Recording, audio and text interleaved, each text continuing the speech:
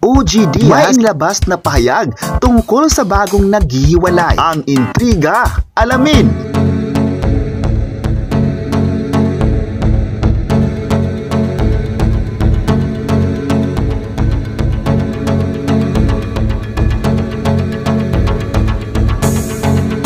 Kalat na ngayon sa social media ang paghiwalay umano ng sikat na aktres at aktor na si Bia Alonzo at si Dominic Roque. Ito ay pasabog ni OG Diaz sa vlog nila ni Mama Loy sa Showbiz Update na in-upload nitong gabi.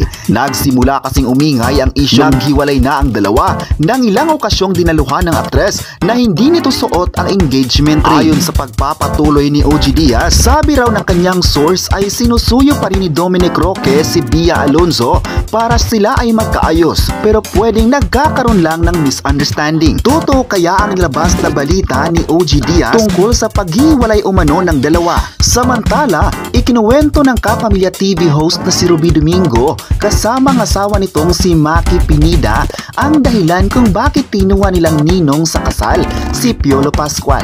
Sa kanilang pareham kay Karen Davila na mapapanood sa vlog ng huli na pagkwentuhan nila kung paano nagsimula ang kanilang love story. Ayon pa ni Ruby Domingo, si Piolo naging daan sa kanilang relasyon ni Maki. Ayon pa ni Ruby Domingo, wala naman daw talaga silang intensyon na manligaw at gusto niya lang ma-enjoy ang kanyang single life. Bukod rito, gusto rin niyang ma-enjoy si Maki ang kanyang single life tulad niya at inaya ito na magpunta sa isang bar malapit sa Ateneo sa kanilang pinag-aralan. Bago pa sila magkita sa Christmas special ng ABS-CBN ay magka-batch na sila sa Ateneo de Manila University. At ang dahilan raw ng pag-akyat ni Ruby noong panahon na iyon ay kung saan mas nagkakilala sila ni Maki ay si Piolo Pascual. Samantala, mukhang patok na patok sa madlang people ang pelikulang My Sassy Girl na pinagbibidahan ni Tony Gonzaga at Pipe Herrera.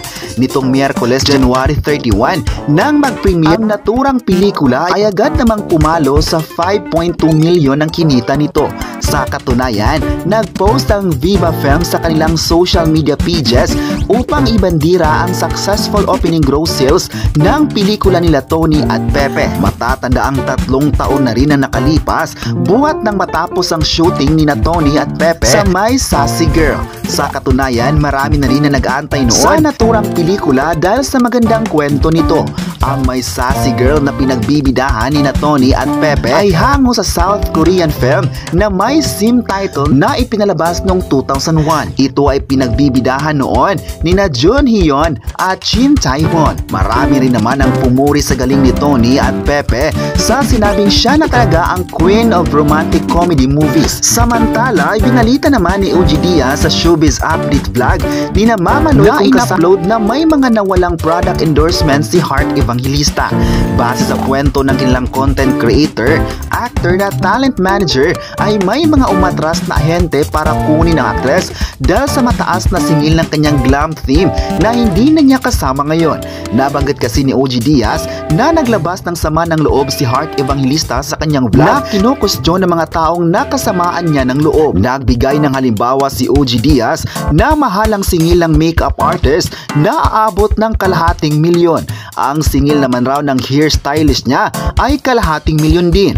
Parang nag-uusap daw yung glam team na taasan ng singil. Total, hindi naman sila makakapalag kay Heart Evangelista. Hindi lang pala si Heart Evangelista ang nagkaroon ng ganitong problema dahil maski raw si Liza Soberano na nooy minamanage man ni OG Diaz ay kinausap nitong glam team ng alaga. Mukhang malapit ng mag-next level ang relasyon ng celebrity couple na si Christine Reyes at Marco Gumabaw. Sa naging pahayag with King of Talk Boy Abunda, ibinunyag ng dalaga na unti-unti na nilang pinag-usapan ang pagkakaroon ng married life together.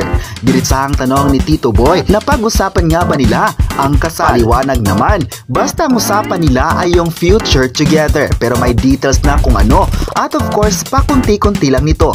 Kasunod niyan ay inusisa ng TV host ng programang Fast Talk kung ano na nga ba si Christine Reyes sa dating mister na si Ali Katibi. Matatandaan, March 2019 nang aminin ni Christine Reyes sa isang interview na may pinagdaraanan sila ng dating mister. Subalit hindi na niya direktang inamin ang patungkol sa kanilang hiwalayan. hiwalayan. Noong January 2018, chikang hiwalay na ang dating mag-asawa. Taong 2016 naman, nang ikinasal ang dalaga sa pamamagitan ng civil wedding na ginanap sa Valley City at biniyaan ng anak na si Amara. Sa ngayon, matapos ang co-parenting sit-up ni na Christine at Ali sa kanilang anak. At speaking of Amara, nauna nang naikwento ni Marco na nagkasundo sila ng chikiting sa tuwing isasama ng aktres ang anak sa trabaho. Tanong sa kanya ng dating panayam, nagpa-practice na nga ba silang maging tatay? Samantala, ibininyag naman ng actress-singer na si Toni Gonzaga na isa sa mga hinangaan niyang artista noong nagsimula pa lamang siya ay si Jolina Magdangal. Sa kanyang interview na mapapanood sa YouTube channel ni Aster Amoyo, na pag-usapan nilang dalawang naging showbiz journey ng may sassy girl lead star. Kwento ni Toni, nagpa-front act siya noon sa mga concerts ni Jolina sa mga probinsya. Ang mga sikat sa TV noon ay sina Jolina Magdangal, Marvin Agustin, napakabait raw kasi nito sa mga baguhan at pausbong pa lang ang mga artista at siya mismo ay na-witness ito. Dagdag pa niya, hindi niya raw makakalimutan yung kabaitan na ipinakita niya sa kanya na parang andun siya sa mga taong iyon. Syempre daw hindi ka papansinin kasi hindi ka naman kilala pero siya lagi niya itong nakakasama. Kwento ni Toni, naramdaman niya na bilong siya noon kahit bago pa lang siya sa industriya. Kaya nagpapasalamat si Toni Gonzaga kay Jolina Magdangal dahil sa magandang treatment nito sa kanya. Matatandaang napapanood ang Kapamilya Star sa Sunday variety show ng ABS-CBN na Asap Natin To at kasalukuyang main host din ng Magandang Buhay. Sa paglipat niya sa ABS-CBN, maraming mga proyektong ibinigay sa kanya ng network at dahilan na pumirma siya ng bagong kontrata sa ABS-CBN. Ayon pa ni Jolina Magdangal, nagpapasalamat siya sa mga buses ng Kapamilya Network sa mainit na patanggap sa kanya. Noon pa man ay mahal na niya ang Kapamilya Network dahil ang Kapamilya Network ay nagbigay sa kanya ng oportunidad na mas lalong magagamit pa niya ang kanyang talento sa acting at maging sa pagkanta. Nagpapasalamat talaga siya sa Kapamilya Network sa mga proyektong ibinigay sa kanya. Ito daw ang mga bagay na kailanman hindi niya makakalimutan.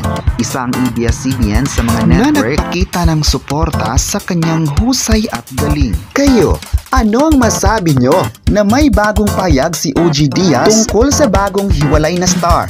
Sang-ayon ba kayo rito? At huwag kalimutang isubscribe ang ating YouTube channel.